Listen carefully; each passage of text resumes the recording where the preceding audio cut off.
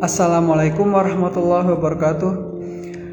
Ada 7 hukum psikologis marketing untuk dapat kita perhatikan dan siasati dan terapkan agar penjualan kita tetap terjaga, agar bisnis kita lancar, agar usaha yang kita lakukan dapat menghidupi keluarga kita. Hukum psikologis marketing yang pertama adalah mahal itu bagus.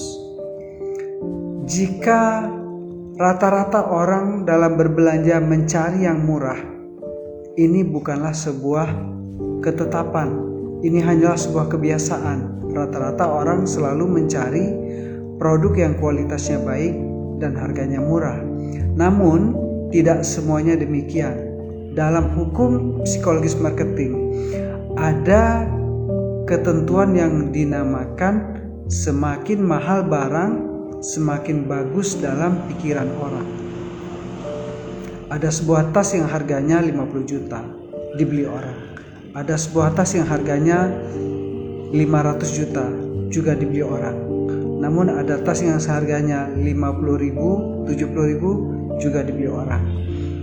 Di dalam pikiran orang, semakin mahal itu barang, kualitasnya pasti bagus. Ini dapat kita lakukan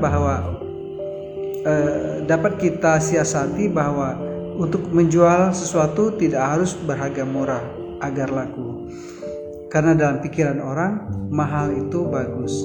Hukum yang kedua adalah hukum timbal balik.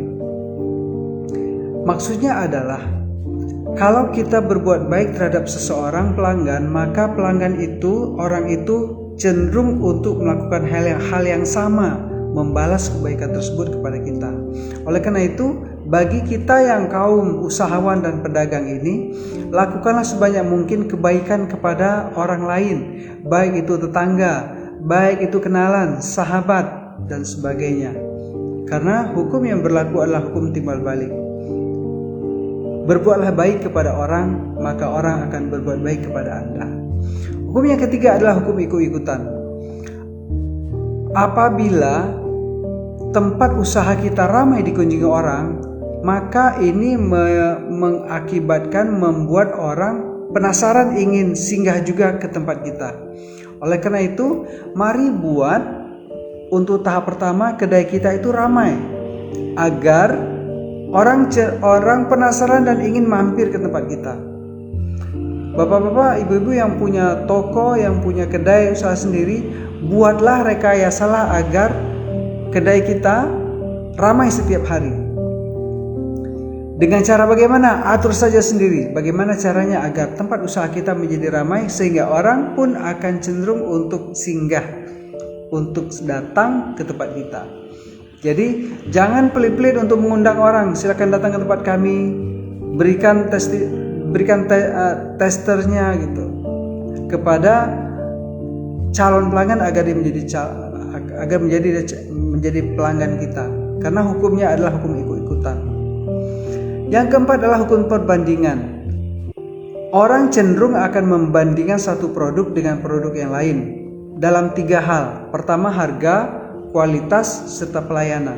Semakin bagus ketiga unsur ini, semakin mudah orang mempertimbangkan untuk membeli barang dengan kita, barang atau jasa dengan kita.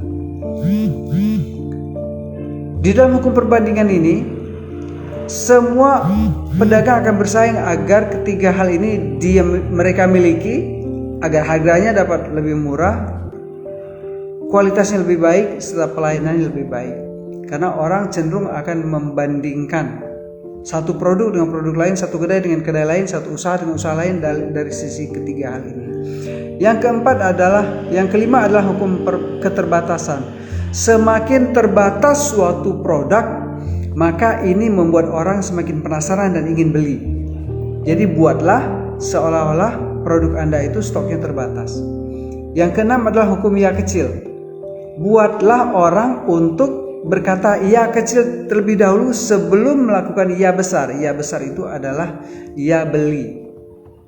Yang ketujuh adalah hukum karena. Buatlah sebab kalau Anda membuat penawaran.